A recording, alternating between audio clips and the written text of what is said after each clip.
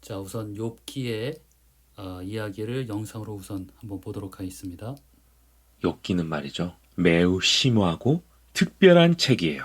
이야기는 이스라엘에서 멀리 떨어진 잘 알려지지 않은 땅 우스에서 펼쳐집니다.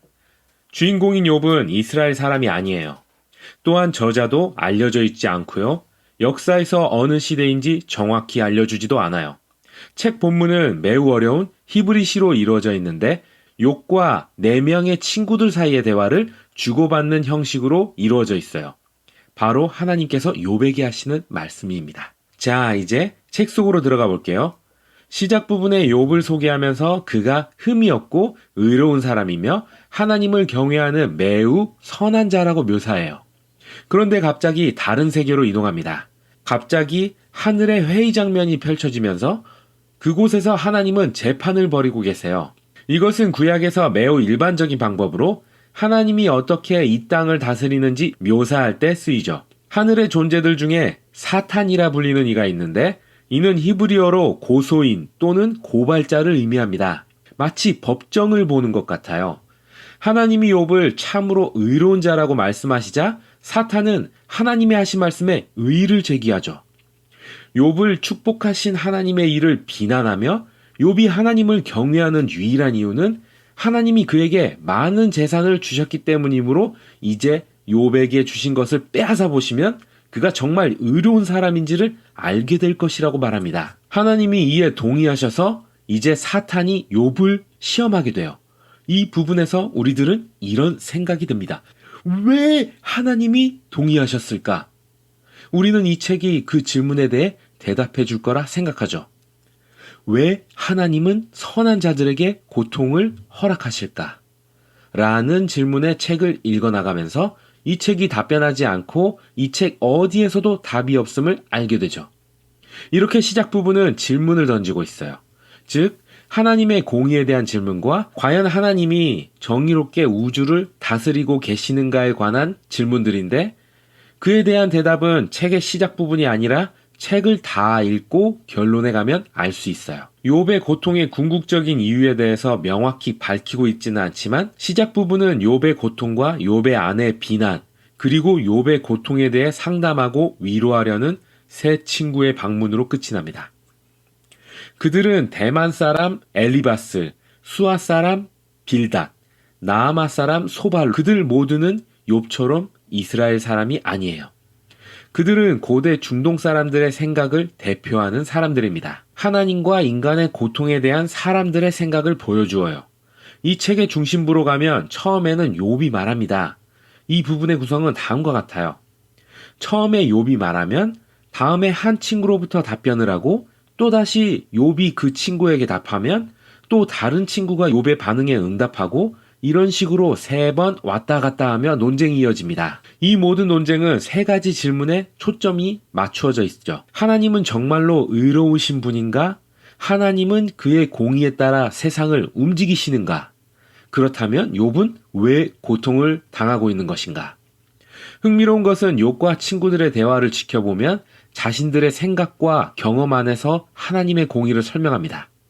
다시 말해 우주에서 일어나는 모든 일들이 악한 일에는 하나님이 벌을 주시고 착한 일에는 상을 주시는 법칙에 따라 움직인다는 것이죠. 선하고 하나님을 진심으로 경외하면 좋은 일들만 일어날 것이라고 믿는 것이에요.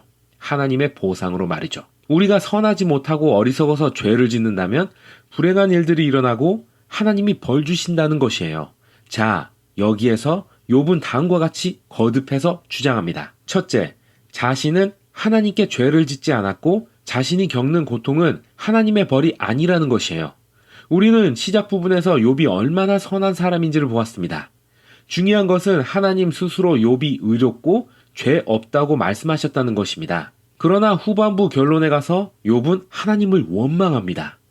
하나님이 그의 공의로 세상을 움직이시지 않거나 하나님 스스로가 의롭지 않으시다고 말이죠. 반면에 친구들의 생각은 달랐습니다. 그들의 주장은 하나님은 선하신데 그 뜻은 하나님은 항상 그의 공의에 따라 움직이신다는 것입니다. 그래서 그들은 하나님을 원망하는 것이 아니라 욥을 비난하고 욥이 죄 지었음에 틀림없다고 그를 정죄합니다. 그래서 욥이 이렇게 벌을 받고 있다는 것이죠. 그들은 심지어 욥이 범했을지도 모르는 죄들을 만들어내기도 하죠. 욥은 이 모든 것에 대해 반박하지만 사실 욥은 친구들의 이러한 주장에 질려서 결국 친구들과의 변론을 그만두고 직접 자신의 문제를 하나님께 들고 나아갑니다. 여기에서 우리가 알아야 하는 것은 욥이 감정적으로 오르락 내리락하고 있다는 것이죠. 그는 과거에는 하나님이 의로우시다고 생각했지만 지금은 그의 고통으로 인해 그렇게 생각할 수도 없게 되었어요. 하나님이 고통을 주셨다고 폭발하듯 원망하기도 하고 심지어 하나님이 이 모든 고통을 조종하고 있다고 말하기도 합니다. 하지만 이러한 생각을 입 밖으로 내자마자 몸서리치며 두려워하게 되죠. 사실 욥은 의로우신 하나님을 정말 믿고 싶었기 때문이에요. 이 부분에서 욥의 마음은 완전히 엉망이 됩니다. 그는 스스로 이롭다고 생각하며 마지막으로 말합니다. 그는 하나님이 나타나셔서 직접 그에게 설명해 주실 것을 요구하죠. 이때 한 친구가 나타나는데 바로 부스 사람 엘리후입니다. 이스라엘 사람이 아니지만 그는 히브리 이름을 가지고 있었어요. 엘리후 역시 욥과 세 친구들처럼 같은 생각으로 변론을 합니다. 즉 하나님의 의로우심을 주장할 때 엘리후 역시 하나님의 공의를 따라 우주를 다스린다고 가정하죠. 하지만 인간이 왜 고통을 겪는지에 관해서는 좀 더 복잡한 생각으로 결론 내립니다. 고통은 과거의 죄로 인한 벌이 아니라 오히려 죄를 짓지 않도록 경고하기 위해 하나님이 고통을 허락하시기도 한다는 것이죠. 하나님은 아픔과 고통을 통해 그의 백성들에게 소중한 가르침을 주신다는 것이에요. 엘리후가 집중한 것은 욥의 고통의 이유가 아니었어요. 그가 확신했던 것은 욥이 하나님을 비난하는 것은 잘못이라는 것이에요. 욥은 엘리후의 변론에 대꾸하지 못하고 대화는 끝이 납니다. 마치 고대의 철학 변론이 활발하게 이어지다가 답 없이 수수께끼만 남은 것 같네요. 이때 갑자기 하나님이 회오리바람처럼 나타나셔서 욥에게 개인적으로 응답하십니다. 하나님의 처음 응답은 욥의 비난, 즉 하나님이 불의하셔서 세상을 주관하실 수 없다는 비난에 대한 것이었어요. 그래서 하나님은 우주 만물의 창조와 이루어짐에 대해 욥에게 물으세요. 우주의 기원과 질서에 대해 욥이 알고 있는지, 하나님이 천지 창조를 하실 때 욥이 그때 어디에 있었는지, 욥이 아침에게 명령을 내린 적은 있는지, 날씨를 주관한 적이 있으신지를 물으셨죠.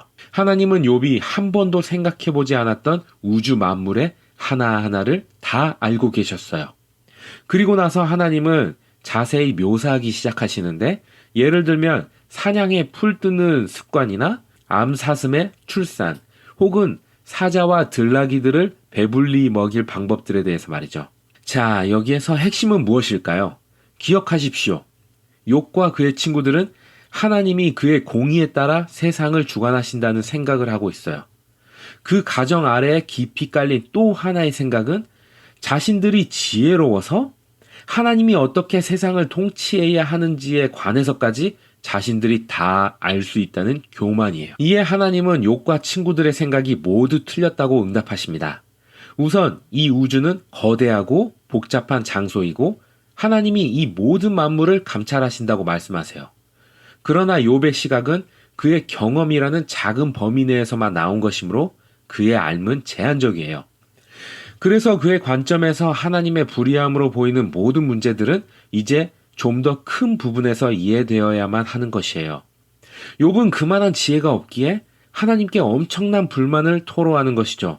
하나님은 욥에게 이 세상을 하루만 관리해 보겠냐고 물으시는데 욥과 친구들이 전제 조건으로 가지고 있었던 바로 그 엄격한 정의라는 원칙에 따라서 말이죠.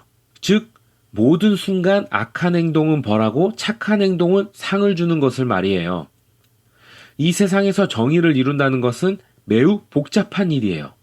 욥과 친구들이 생각하는 것처럼 흙과 백으로 나눌 수 있는 것이 아니에요. 이제 마지막 응답으로 하나님은 두 동물을 묘사하십니다.